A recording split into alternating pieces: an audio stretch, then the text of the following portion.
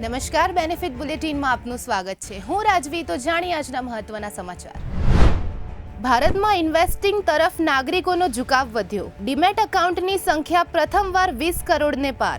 માત્ર જુલાઈમાં જ 20 લાખ નવા એકાઉન્ટ ઉમેરાયા. 2024માં દર મહિને સરેરાશ 30 થી 45 લાખ નવા એકાઉન્ટ ખુલતા હતા.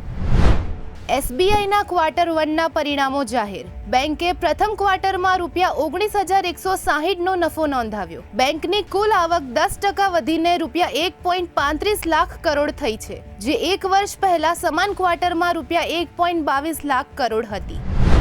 પ્રથમ ક્વાર્ટરમાં ભારતમાં ઇલેક્ટ્રોનિક્સની નિકાસ 47% વધી. ઇલેક્ટ્રોનિક્સની નિકાસ વધીને 12.4 અબજ થઈ. પ્રથમ ક્વાર્ટરમાં મોબાઈલ નિકાસ 55% વધીને $7.6 અબજ પહોંચી. વર્ષના અંત સુધી ઇલેક્ટ્રોનિક્સ નિકાસ 46 થી 50 અબજ પહોંચશે. NBCC બોર્ડે ઇન્ટ્રીમ ડિવિડન્ડ જાહેર કર્યો. ₹1ની ફેસ વેલ્યુવાળા શેર પર 21% ઇન્ટ્રીમ ડિવિડન્ડ જાહેર. બોર્ડ દ્વારા શેરધારકોને પ્રતિ શેર ₹0.21ની ચૂકવણી થશે. કંપનીનો ચોખ્ખો નફો વાર્ષિક ધોરણે ₹132.13 કરોડ થયો છે.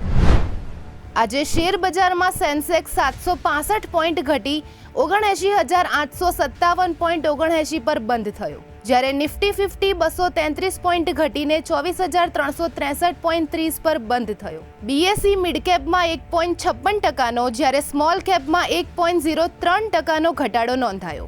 રોકાણકારોએ ઇન્ટ્રાડેમાં લગભગ ₹5 લાખ કરોડ ગુમાવ્યા છે.